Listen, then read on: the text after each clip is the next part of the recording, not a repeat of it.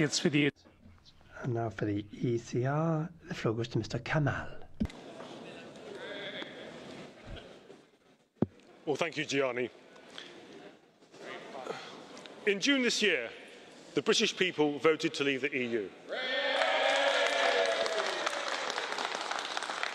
But the voices of discontent reach far beyond the English Channel. In many other EU countries, the warning signals are there. And if they continue to be ignored, don't be surprised if others ask to follow. The ECR group that I lead has MEPs from 18 member states who want an EU that works better for their voters and for their countries. Our fear is that Project Europe has been set to cruise control, and its drivers are unwilling to apply the brakes whilst they ignore the warning signals. Today was billed as a relaunch, but sadly it's fundamentally the same mantra we've heard year after year. More military integration, more requests for money from member states, more debt for tomorrow's children to keep today's socialists happy. More, more, more. But the more Europe you build, the more detached our citizens feel. The more you propagate EU supranationalism, the more nationalism has arisen in our member states. The more you condemn or ignore scepticism, the more likely the prospect of a President Le Pen or Prime Minister Wilders. And I know that scares most of us, but dismissing people's legitimate concerns will simply drive voters into their arms.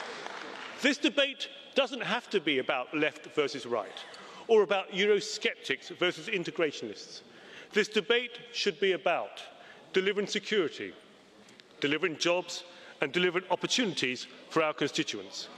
The ECR group believes that we can have greater cooperation where it counts without greater centralisation. We believe the EU can do less, but do it better. The next EU treaty needs to strip back and simplify what the EU does. An EU which gives the flexibility of a network rather than the rigidity of a bloc. Because diversity is one of the European Union's greatest strengths. Yet diversity and mutual recognition are being challenged by the mantra of harmonisation, a common Eurozone budget, EU-wide unemployment insurance and tax harmonisation. Diversity should also mean treating all countries equally. But today, some countries are being treated as more equal than others. We see France getting away with flouting EU budget rules, and I quote, "because it's France." We see Mrs Merkel's Germany breaking every immigration rule in the book. We see old Europe getting away with it, while countries in Central and Eastern Europe are actively targeted by the Commission. So instead of more rules that are broken, how about fewer rules that everyone signs up to in good faith? And we also need democracy and openness to be reinvigorated within this chamber and within our institutions.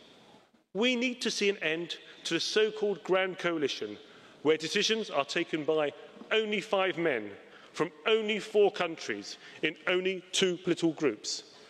So let me remind these 5 gentlemen, the European Parliament has 751 MEPs from 8 political groups, and it's time you started to respect every one of them.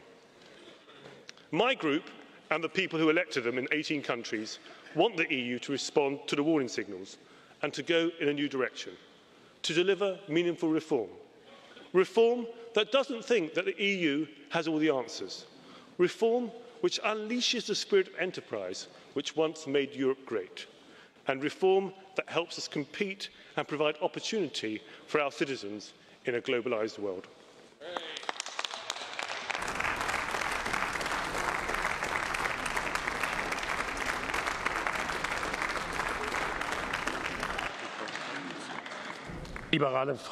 And now the Alliance of Liberals.